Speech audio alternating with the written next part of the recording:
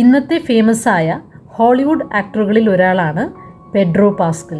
എന്നാൽ ഇദ്ദേഹത്തിൻ്റെ ചെറുപ്പകാലം വളരെ കഷ്ടപ്പാടുകൾ നിറഞ്ഞതായിരുന്നു. അദ്ദേഹം കടന്നുപോയ വലിയ പ്രതിസന്ധികൾ നെവർ ഗീവ് അപ്പ് എന്ന മൈൻഡ് സെറ്റ് വളർത്തിയെടുക്കാൻ അദ്ദേഹത്തെ സഹായിച്ചു. ചില്ലിയിൽ ജനിച്ച പാസ്കലിന് 9 മാസം മാത്രം പ്രായമുള്ളപ്പോൾ അവരുടെ കുടുംബം അതിജീവനത്തിനായി രാജ്യം വിടേണ്ടതായി വന്നു. യുണൈറ്റഡ് സ്റ്റേറ്റ്സിൽ ജീവിതം ആരംഭിച്ച അവർക്ക് വളരെ കഷ്ടപ്പാടുകൾ സഹിച്ച് ഒന്നുമില്ലായ്മയിൽ നിന്ന് തുടങ്ങേണ്ടതായി വന്നു.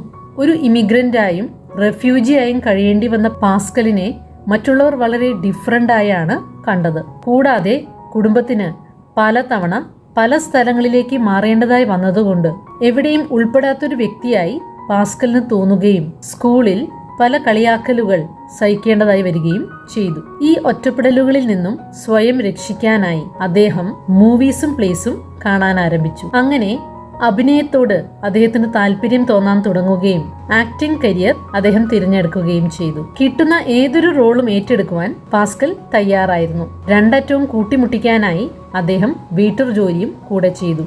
അഭിനയിക്കാൻ അവസരം കണ്ടെത്തുന്നതിനിടെ അദ്ദേഹത്തിനെ 17 വെയിറ്റർ ജോലികളിൽ നിന്നും പുറത്താക്കി.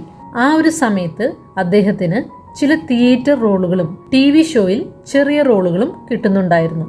എന്നാൽ നിർഭാഗ്യവശാൽ അദ്ദേഹത്തിന് വളരെ ക്ഷമയോടെ സ്ഥിരതയോടെ വർഷങ്ങളോളം കാത്തിരിക്കേണ്ടതായി വന്നു. ആ ഒരു വലിയ ബ്രേക്ക് കിട്ടാനായി അങ്ങനെ ബിഗ് സ്ക്രീനിലെ പോപ്പുലർ ഷോ ആയ game of the thrones, Narcos, Mandalorian, അങ്ങനെ ഏറ്റവും റീസെന്റായി famous TV series the last of അസിലെ ജോ മില്ലറായി സ്റ്റാർ ചെയ്യാൻ അദ്ദേഹത്തിന് അവസരം ലഭിച്ചു. ലോകത്തിൽ ഇതുവരെ ഉണ്ടാക്കിയതിൽ ഏറ്റവും എക്സ്പെൻസീവായ TV സീരീസുകളിൽ ഒന്നാണ് the last of us. Pedro പാസ്കലിന്റെ കഥ വളരെ ഇൻസ്പയറിംഗ് ആണ്. കാരണം അദ്ദേഹത്തിന് വർഷങ്ങളോളം ക്ഷമയോടെ കാത്തിരിക്കേണ്ടി വന്നു ആ ഒരു ബിഗ് ബ്രേക്കിനായി. അങ്ങനെ 40-ാം വയസ്സിലാണ് അദ്ദേഹത്തിന് സക്സസ് രുചിച്ചറിയാൻ സാധിച്ചത്. അതുകൊണ്ട് ഓർത്തിരിക്കുക, ചിലപ്പോൾ ഒരുപക്ഷെ ഇപ്പോൾ നിങ്ങൾ മാത്രമായിരിക്കും നിങ്ങളിൽ വിശ്വസിക്കുന്നത്.